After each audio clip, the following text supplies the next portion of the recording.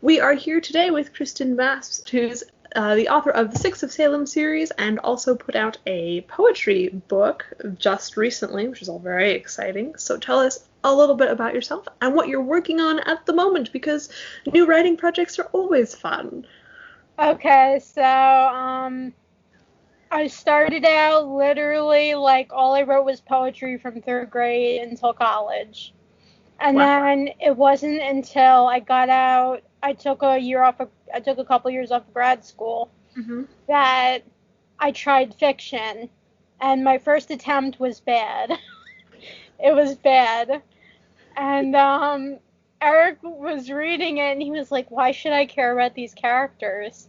Oh, And no. yeah, so I had never written fiction before, so it took me a couple tries until September of 2018. I was watching Hocus Pocus, which takes place in the beginning in Salem, 1693. So I thought, what if I researched the Salem witch trials? And I was reading up on it, and I, of course, came upon the first accused witch. And I read about what happened with her, and I thought, what if this happened? And then what if that happened? And then it just kind of like grew from there. Yeah, I love it when that happens. Oh, what if we broke history a smidge? Yes. Always fun. Okay, so there are two books for the Six of Salem out at the moment, and you said you're working on the third book, which, oh boy, I'm excited. Should I give people the teaser? Well, tell us a little bit about books 1 and 2 without spoilers. Okay. Then we'll get into the teaser. Okay. So, the first book basically is formulated upon the first witch accused in the Salem witch trials, and it imagines that she has descendants. And the way the book is constructed, it goes back and forth through time from present day to different members of the main character's family. And it's very racy. And honestly, I think of it as a hybrid between Nora Roberts and Stephen King. Oh, that's it. Oh, I hadn't thought of that. I'm really bad at traditional authors, I'll be honest. I mean, I know them, and obviously I've read them, but my brain doesn't go there these days because I read so much in the way of indie. Yeah. That is a good descriptor for the books. Yeah. And then for Salem Moon, Eric read me Norse mythology in character voices one summer.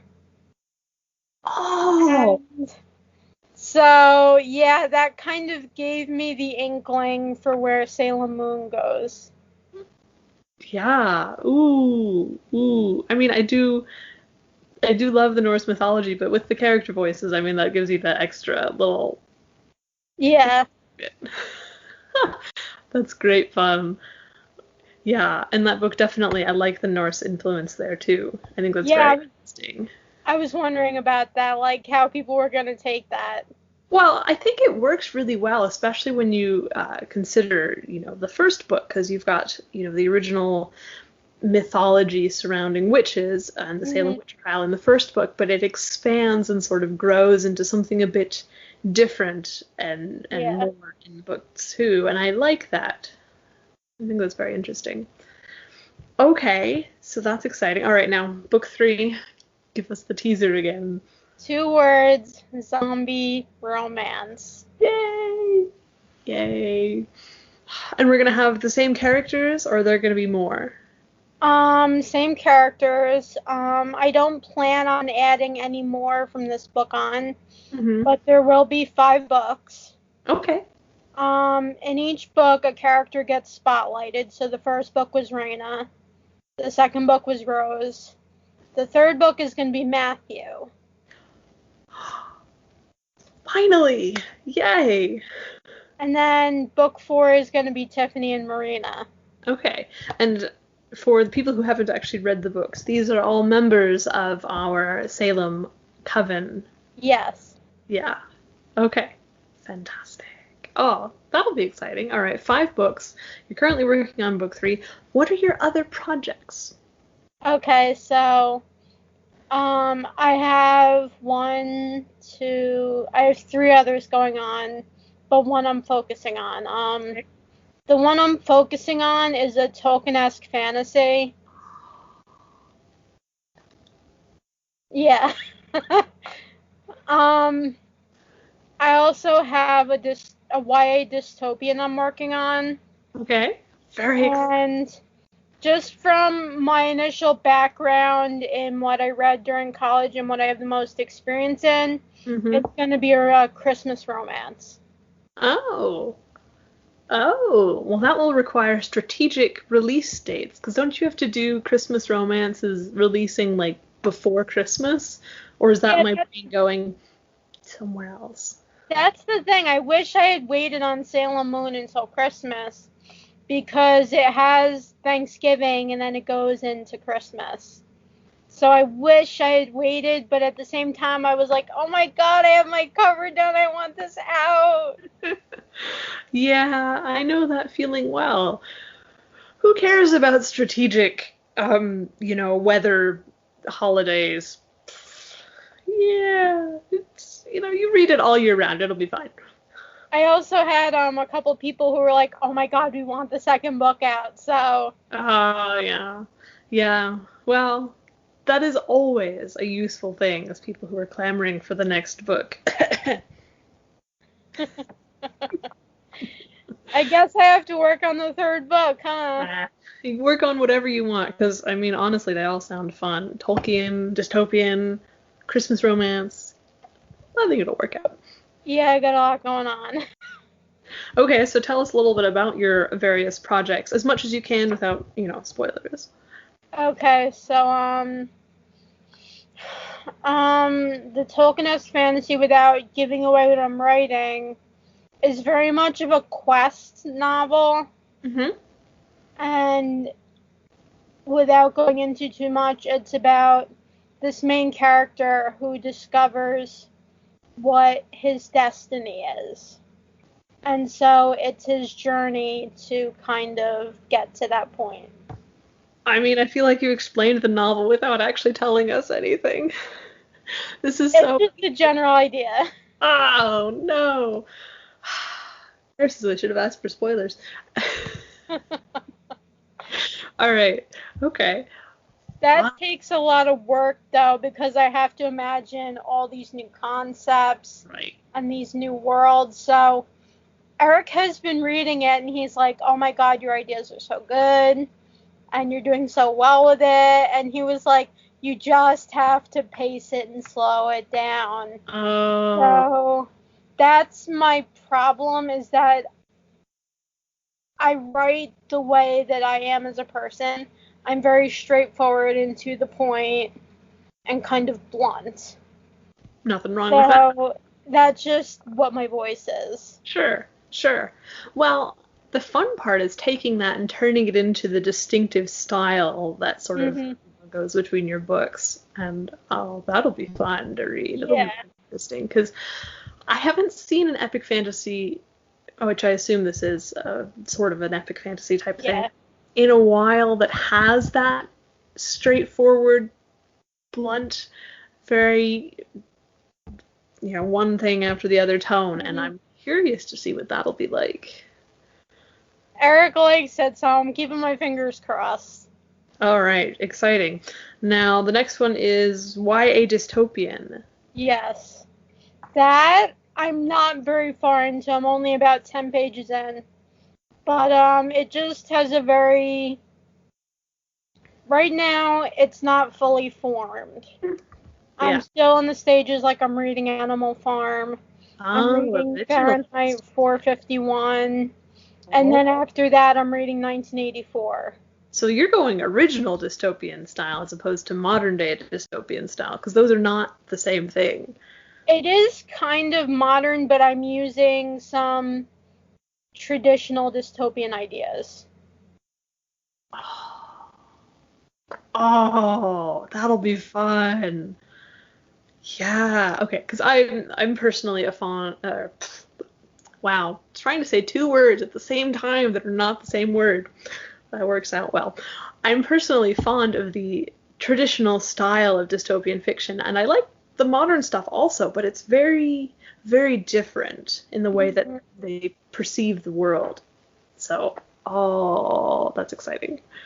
And also, my boyfriend, when I started writing this, we both have Disney Plus, and he was like, "You need to watch Tron Uprising."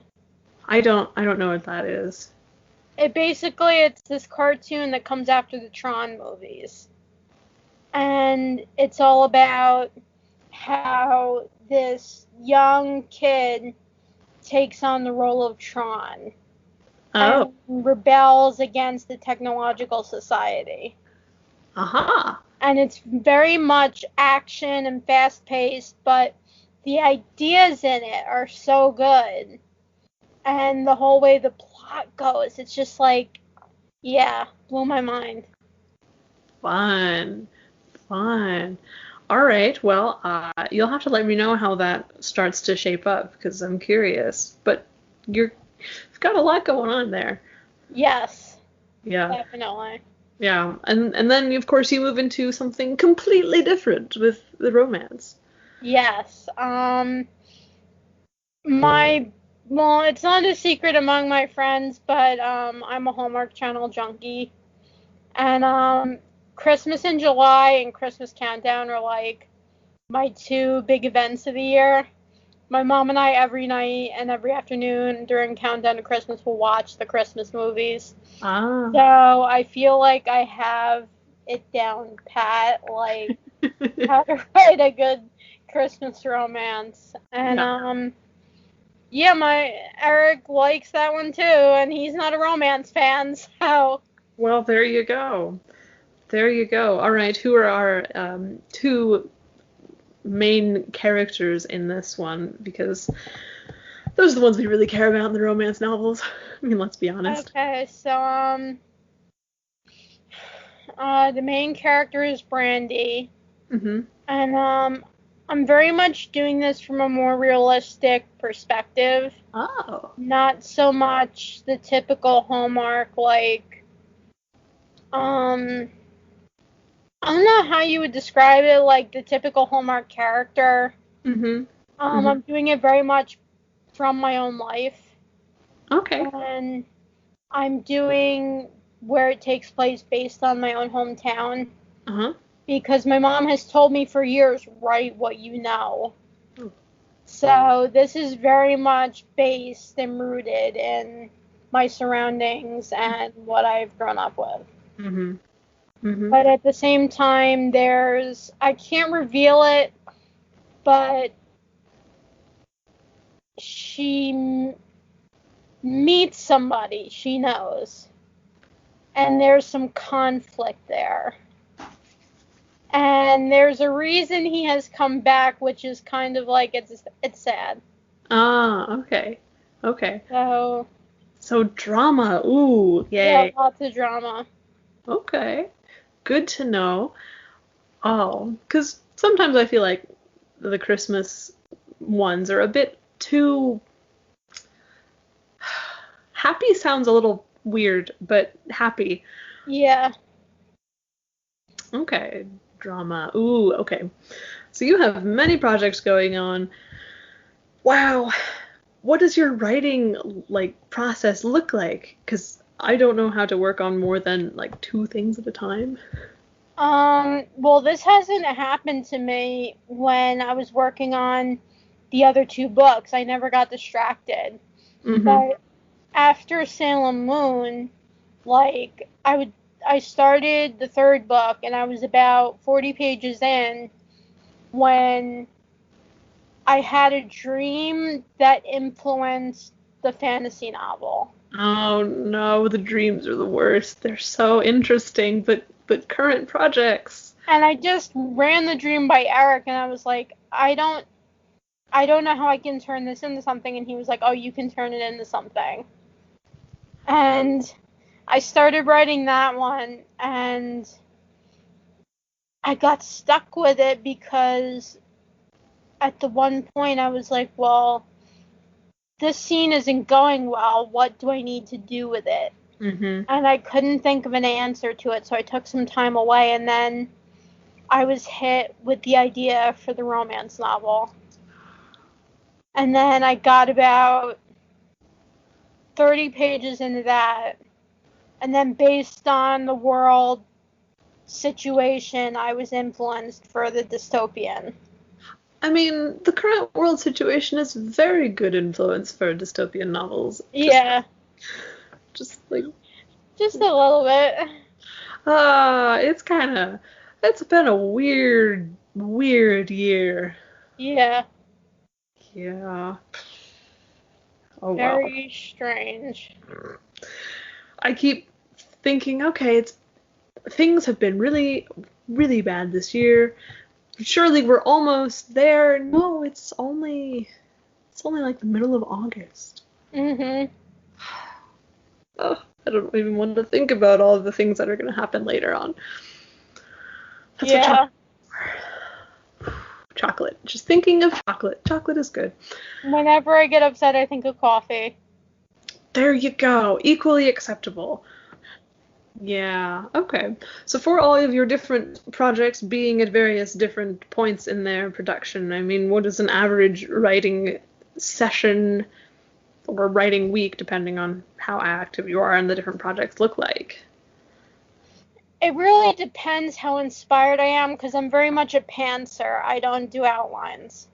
So, Yeah. like, if I wake up one morning and I sit down at the computer and I have an idea come to me, Mm-hmm. like, I can write, like, I think it was yesterday, I wrote, like, 9 pages. Wow.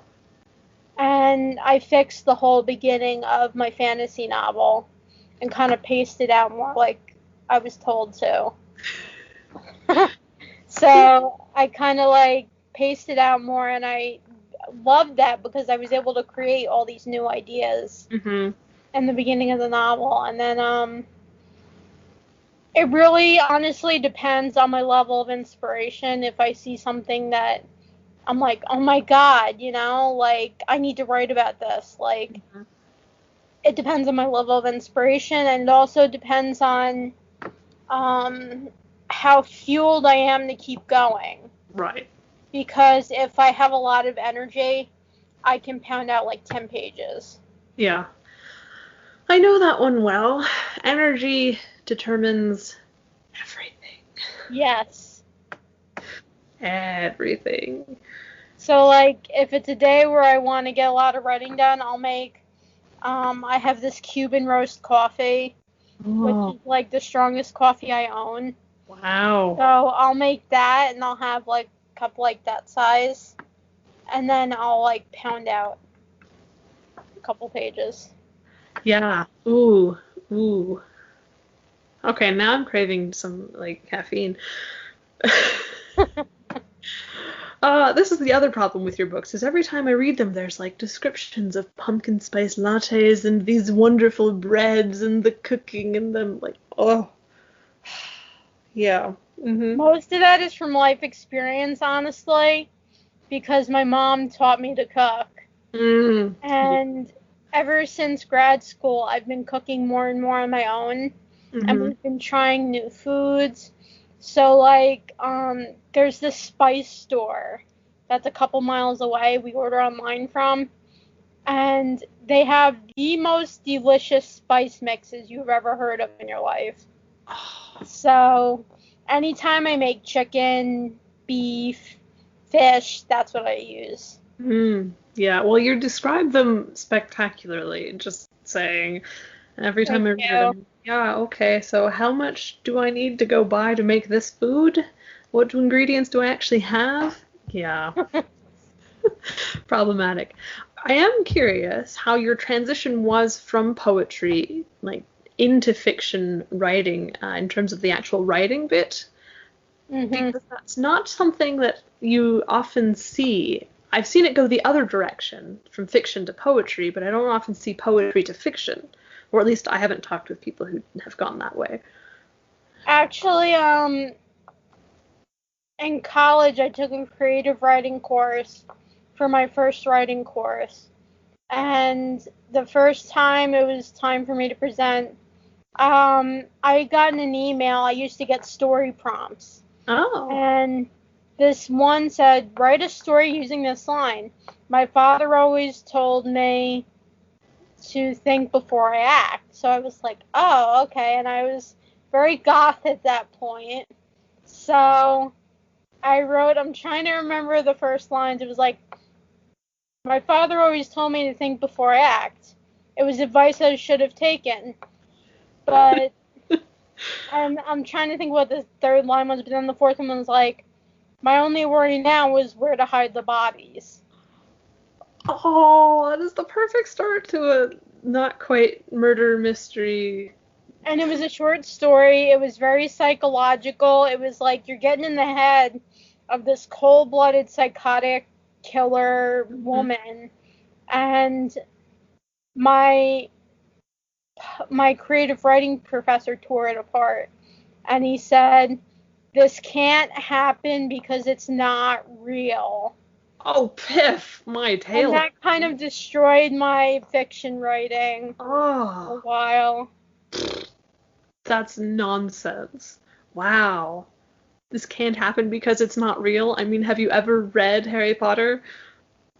Yeah, I hadn't at that point, so I couldn't throw in his face. Oh. By the way, Harry Potter and Stephen King wrote all these books. Yeah, I mean, come on.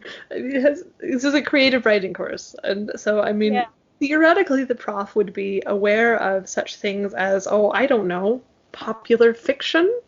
Yeah. He was using this writer. I'm trying to think of who he was. I think, don't quote me, the name was Richard Ford. He was a short story writer. Yeah, it's not familiar, but that doesn't mean a lot to me. He did this book of very realistic stories, and that was what he gave us to read for fiction. So they were all based in like real life. So I guess he was like, yeah, no. I mean, memoirs are not the same thing as fiction.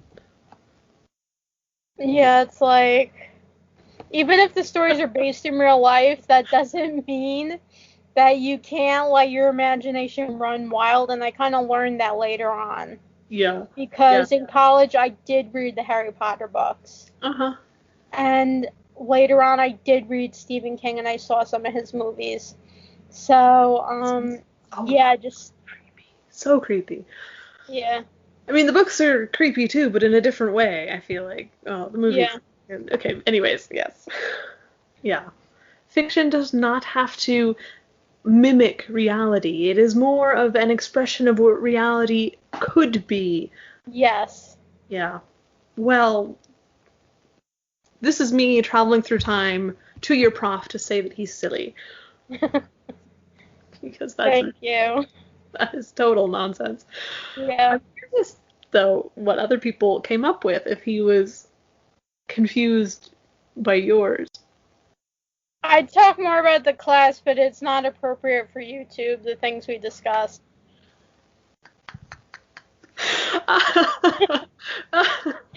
Yeah, nicely done. That's great. That's really funny. All right, well, many projects planned. Again with the writing style question, I'm curious how the different projects are adapting to your different style. Because epic fantasy and romance are not usually written the same. I'm definitely trying to think of how to describe it. The fantasy is definitely more imaginative and definitely more like I get to let my creativity have free reign. Mm-hmm. So I don't have to stick based in reality. Right. So it's easier for me to just like do whatever I want to do, and then of course, run it by my unofficial editor and be like, okay, are these good ideas? One question for that one. Are there dragons? Sadly, no, but there might be. I'm not sure. I haven't thought out the whole book yet. Uh-huh. I do love dragons, so maybe. Yeah, I mean... Actually, for my birthday, I asked Eric for Daenerys from Game of Thrones on the Iron Throne in Funko Pop. Oh, how fun. Okay, sorry, my cat is, That's hello. okay. My dog is locked away in the bedroom.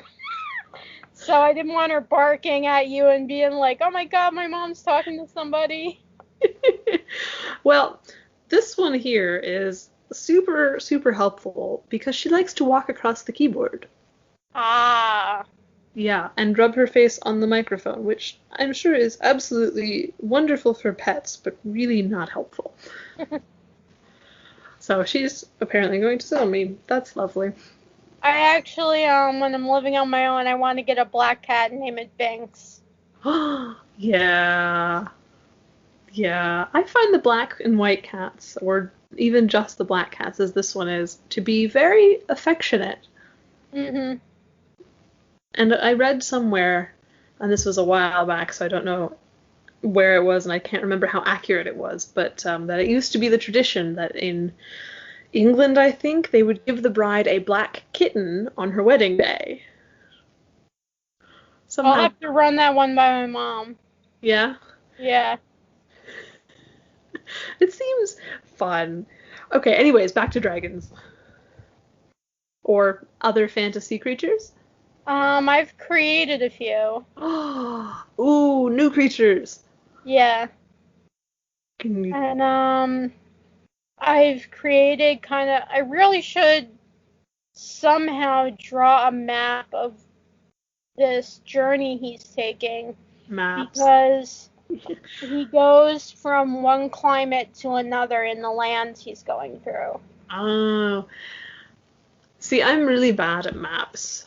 Not because, they don't think they're wonderful and magical things to help you get from A to B. It's just that I'm geographically challenged, so they are so useful in the grand scheme of things, but in the actual process of what the heck is going on in the story, I'm usually completely lost. Me too. Alright, so maps are useful. And then you've got fantasy creatures. How do you keep track of all of these different pieces? Before I wrote the book, when I had the dream, I actually took a moleskine I had, and I just sat there for I think it was 20 minutes and tried to come up with concepts of places and people and creatures, and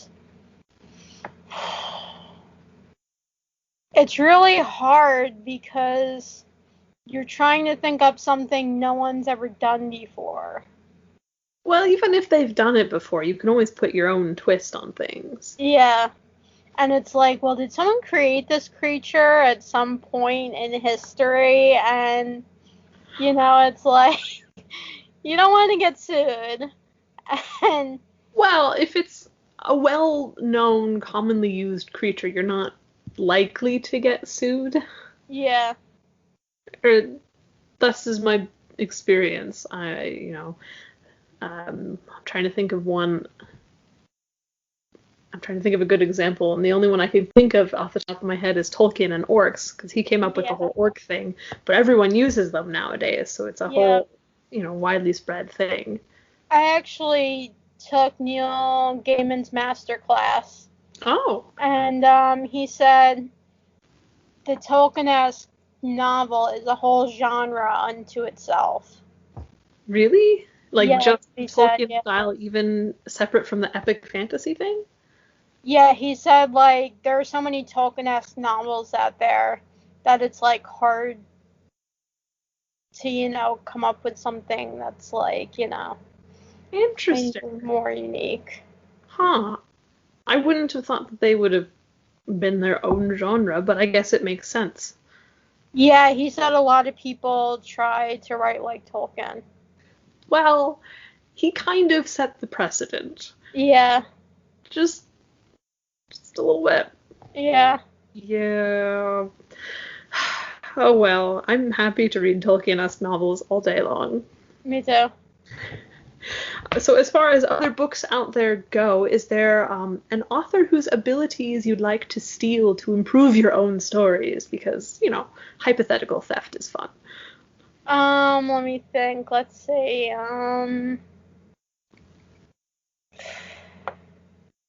I've read so many authors over the years. Oh my god. You can pick more than one.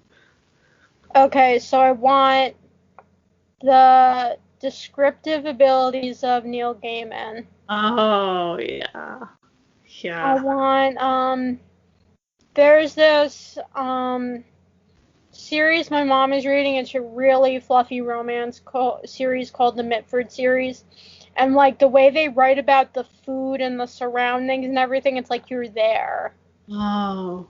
I've heard of that one. I haven't read it, but I've heard of it. It's actually really funny because, the main character, this pastor, comes across this stray dog, and it won't calm down and it won't leave him alone. So out of nowhere, he shouts a scripture at it, and it sits at attention and stops. So he adopts the dog, and whenever he wants him to stop jumping on people or calm down, he yells scripture at him.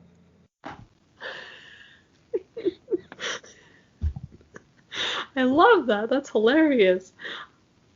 Oh, that's great. Okay, so food and descriptions, and adorable dogs. You must be, nothing wrong with that. Any other author theft that we need to? Oh, hypothetical author theft, because we're not, Definitely Tolkien, because the language he uses, just like, oh my god. Yeah. Yeah. I have talked with people who don't like Tolkien because of the language. But I read it specifically for the language because it's just... I love it. Oh, there are two others that were the cornerstones of my writing career. Virginia Woolf and Ernest Hemingway. Really? Yeah. Those are very different in terms of style. When I was in high school, I read The Sun Also Rises, and the way he described the food in Spain and seeing everything, it was just like, I felt like I was there. Mm-hmm. And I was there with those people, and I was hearing the conversations. And then Virginia Woolf, her use of language. Yeah. Just, yeah, Mrs. Dalloway, my cover is all, like, bent and, like, beat up. And, like, yeah, I've read it many times over. That is the sign of a well-loved book. The Sun Also Rises actually survived my car being totaled, so that one, yeah. Wow. That one survived the disaster. Wow. Good for books. That's cool. Oh, yeah. No, I'm always terrified of things that would destroy books. I mean, okay. And, poetry-wise, I'd have to say Amanda Lovelace and Billy Collins. I've met Billy Collins several times. He's very nice. Oh. And I've heard him speak on poetry, and he's just, hearing him read the humor in his own poetry, like, he sets the audience off laughing. There's something about poets reading their own poetry, because you can get, people reciting poetry and whatnot, but if the poet reads their own poetry, you always get that extra element to it. Yeah. Oh, fun. Fun. Well, is there anything else you'd like to add about writing or otherwise before we go off and do other shenanigans? Maybe just to encourage writers out there, you got an idea, explore it. I mean, like, play around with it in your head. I mean, play with it on paper. Pull up your writing processor and just let the words come, I think a lot of the times ideas, sometimes people think, oh, well, no, surely that's too out there. People won't like that. But, I mean, I can pretty much guarantee if you've thought of it, someone else would probably be interested.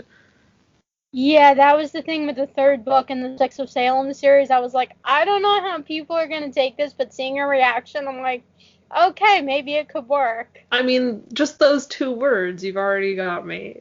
Yeah, I think it'll work. Should be fun. Well, it has absolutely been fantastic talking with you. I hope you have a wonderful day despite the current weather situation, because Yes. despite the fact that this video is going out in December, I just, with it seems so far away. I know. I mean, like, I asked my mom, can we put up our tree now? She's like, no. Okay, might be a little early just for that. Yeah, I'm a Christmas freak. I'm sorry. Nothing wrong with that. But August might be a little early, though. I did go to Hobby Lobby the other day, and they already had their Christmas stuff out. Oh, wow. Yeah. They didn't have, Thanksgiving or Halloween, but they had Christmas. hmm Yeah, I went out to Michael's and they had all their Halloween stuff out, which is my other holiday. I do like that. Yeah, fun. I like the Celtic tradition, the Samhain and all that. hmm Ugh, holidays are fun. But of course, my favorite ones are all like a couple months away. So, Yeah. hooray. Well, anyways, go cause some trouble because, the universe isn't quite as much fun if you don't. And I will be sure to get the Six of Salem book 3 out whenever I can. Yes. Yes. All right. Fantastic.